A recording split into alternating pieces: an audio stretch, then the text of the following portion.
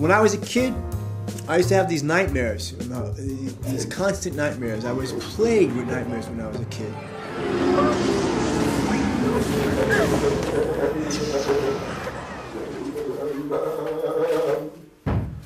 I don't know why I had these ridiculous nightmares when I was a kid. I would always be sleepwalking. My grandmother would see me, my mother, I'd be sleepwalking. I had this whole other world going on.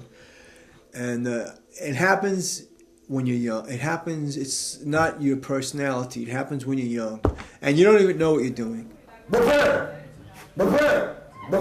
I was lucky enough to grow up in New York City. And my father would tell me about the times he would go see Charlie Parker play and Dizzy Gillespie.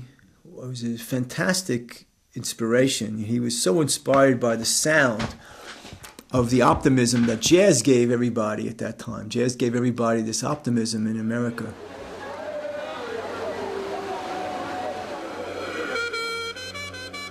But what really got me into jazz, I didn't want to be a jazz musician. And I saw that, I loved jazz, but I didn't want to be, until I heard John Coltrane. I was in my room, I remember the day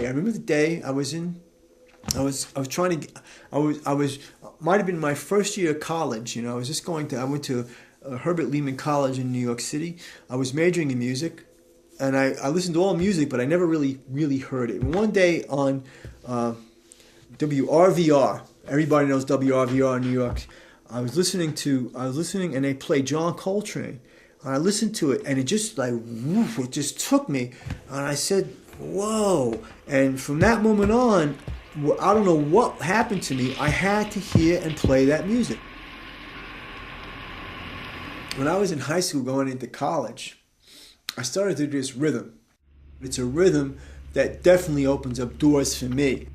I went from New York, went to Berlin, and Berlin was very open society, and I was really on the edge. I was living out of people's apartments and living really on the edge, and I kind of let everything just, I let the rein, the horse's reins, I let go, and I just went where I went. I was subject to anybody's thoughts, I was very vulnerable. I was like a child. I'm a child. I didn't know what I had or what I did. I might play something great one time and the next moment forget it. When your perceptions change, sometimes it seems like you're going crazy. Because your mind isn't changing, your actual way you hear and look at things is changing.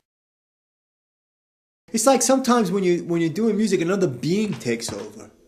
I remember Alex Slipmock telling me one night, he goes, he liked to look at my face because it was a face of some other, my face would change when I played music. He liked to look at that. And I thought I didn't like that he said that to me. I thought like something comes over me, and it does come over you, but you don't want it.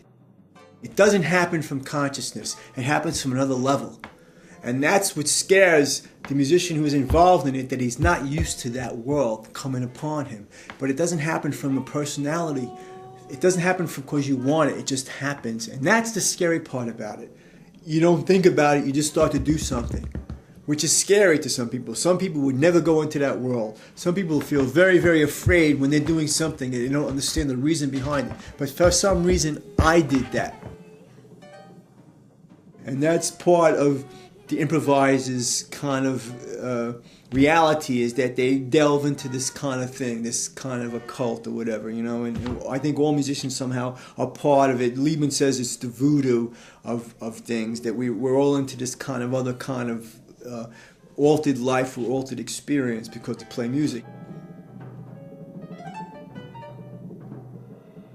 And sometimes when I play, I want to make people feel the tremendousness of life, of how to be alive, the bigness of life. The life is gigantic, and we put life into a very small little thing.